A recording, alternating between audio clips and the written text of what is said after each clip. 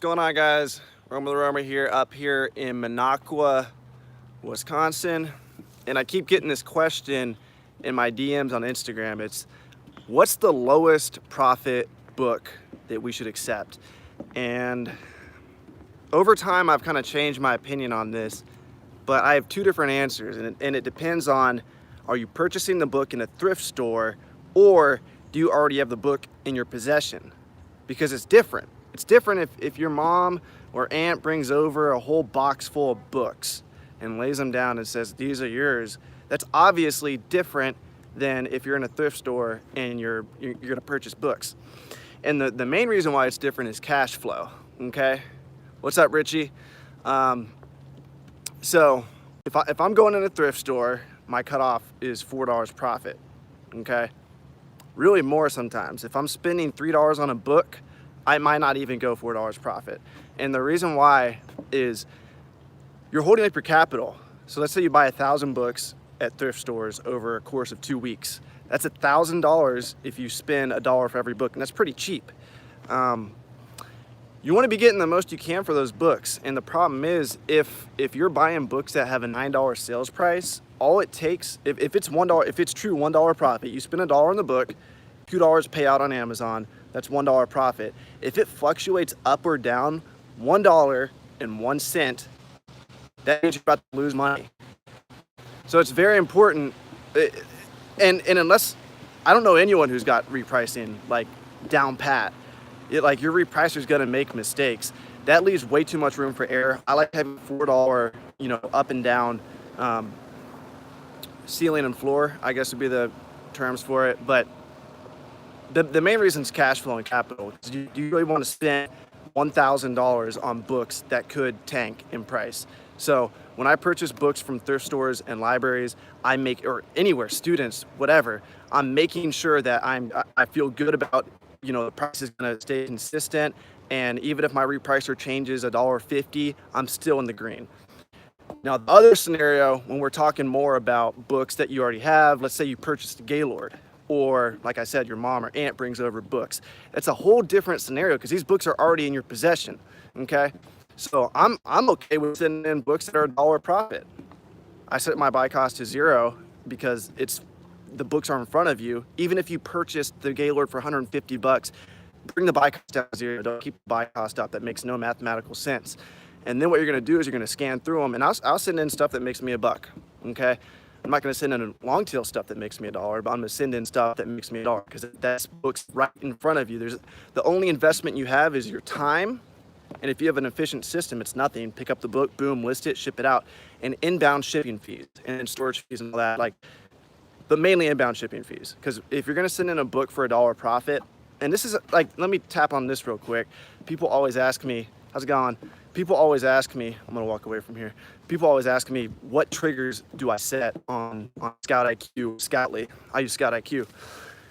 Link in the description below if you don't have ScoutIQ. I get a little bit of payout, and I'd appreciate if you guys use that. If not, you're not invited to my birthday party. But people ask me, what triggers do I use? And I don't like the question because really, if a book's good, it's good to sell on Amazon. And that sounds really stupid saying that, but if a book sells often and it sells for profit, I'll get to questions in a second at the end. If a book sells often, if it sells, I don't even know, let's say the E-score is 30, it sells 30 times in the past 180 days, and it sells for at least, if it's in front of you and you didn't pay anything for it, at least $1, it makes sense to send it in. Like, don't overthink this shit. Don't go crazy on keepagraphs and all this other crap. Just list books, find books and list them. So the reason back to the trigger question, what triggers do I set when I'm going in thrift stores? I always tell people that I set the $4 for profit. That's in my head. I actually use the default triggers on ScoutIQ. If I send someone else in, I will change the for profit. So the first 4 triggers, I think they start at $2.50 or whatever. I will change that to $4 just so they don't end up buying books that will tank, like I was just talking. They fluctuate up or down, $1 and 1 cent. I don't want to lose money, So if I send my scouts in, I will raise their floor profit to $4. And got a called minimum profit.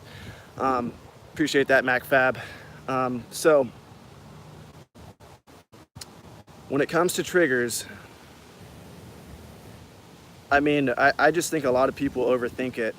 If it's a good book to sell, the app, there's no conspiracy theory behind these apps. If it's good to sell, it's good to sell. You know, even like, yes, the app is gonna have false accepts where you should have accepted it and it rejected it, and it's gonna have false rejects. It'll accept it when you shouldn't have.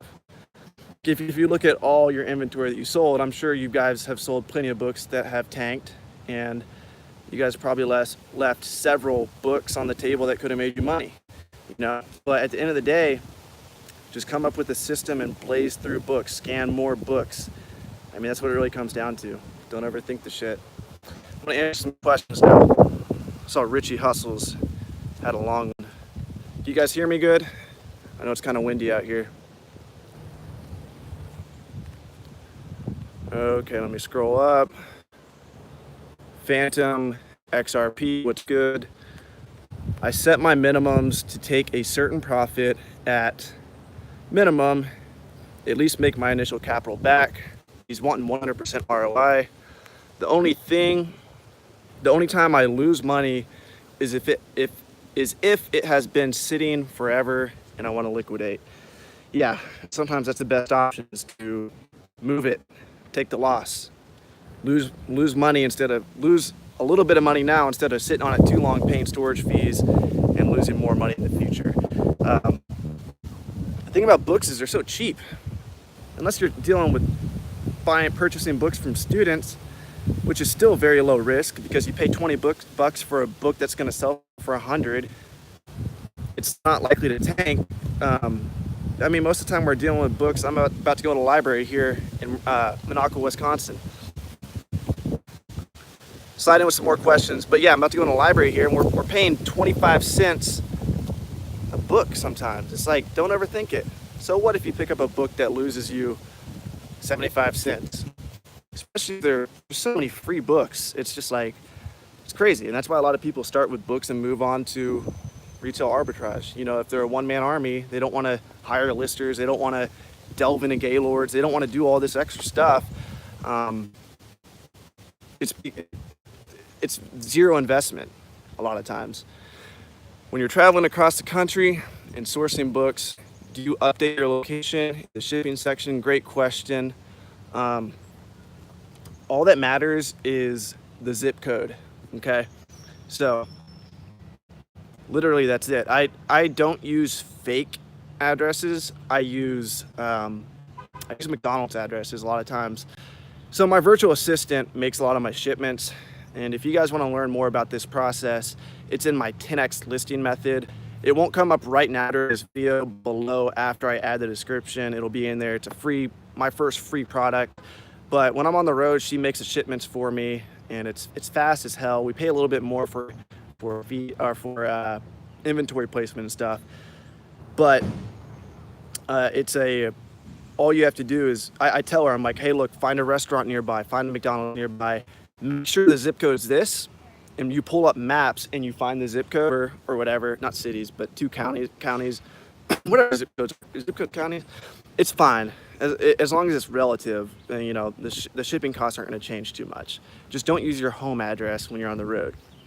And if you do use your home address on the road because you want to ship them to your warehouse for whatever reason, I don't know why you'd want to do that, you can actually route it to that warehouse and then change it in the final shipment stage. You can go back in and change it. I'm going to answer some more questions. Forgive me, I'm new to this YouTube live stuff, so I'm trying to figure out how to look at the comments. When you're traveling across the country, just answered that one, Flint. Appreciate that. Do you send in used library books with withdrawn stamps? Yes. I just list them as acceptable. Sometimes I list as good, but I put in the description, this is the next library book. With those good looks, why are you chasing books? Appreciate that.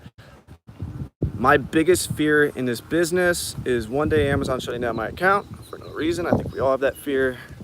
Like I've heard with other resellers, Do you have fears like this as well? I have plans against it. So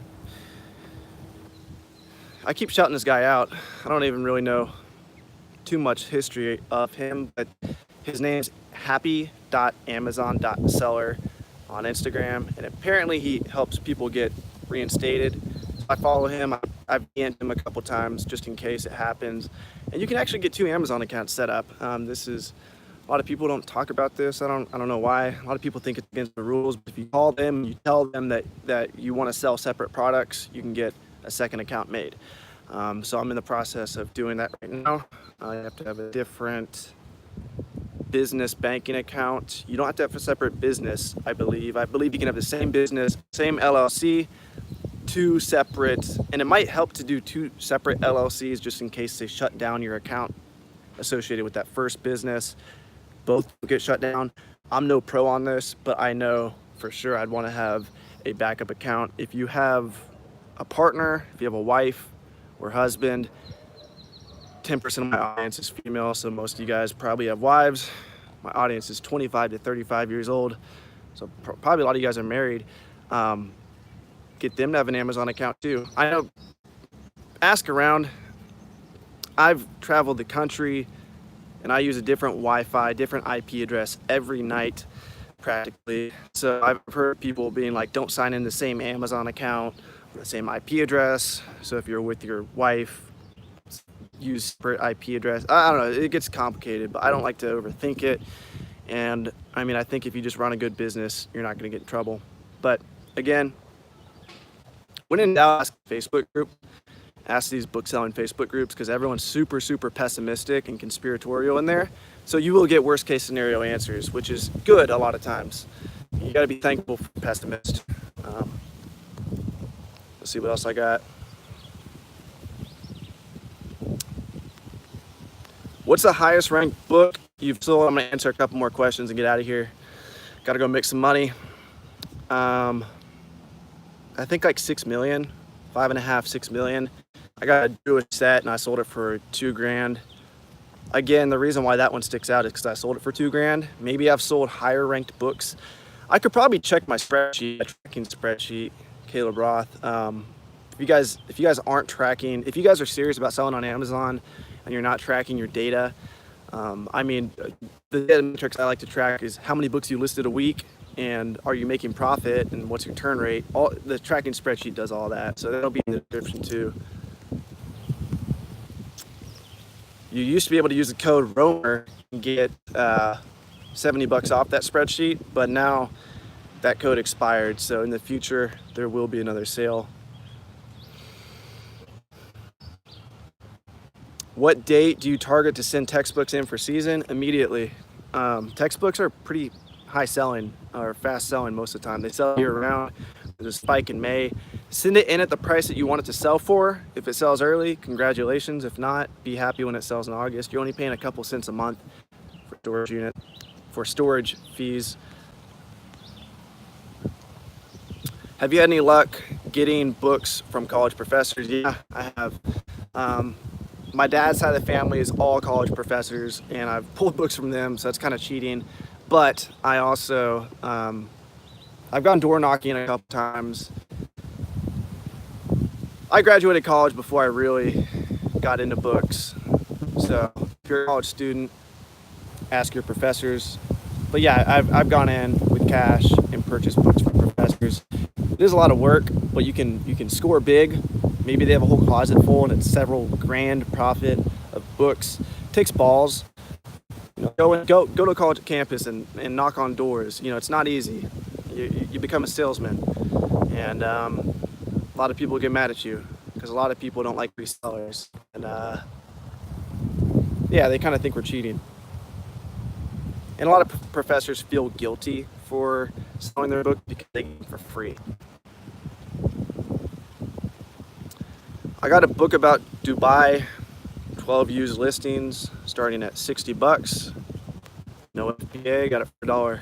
It's good shit, Junkman. All right, guys, I'm out of here. Peace out. I'm gonna go thrifting. In these videos, oh my gosh.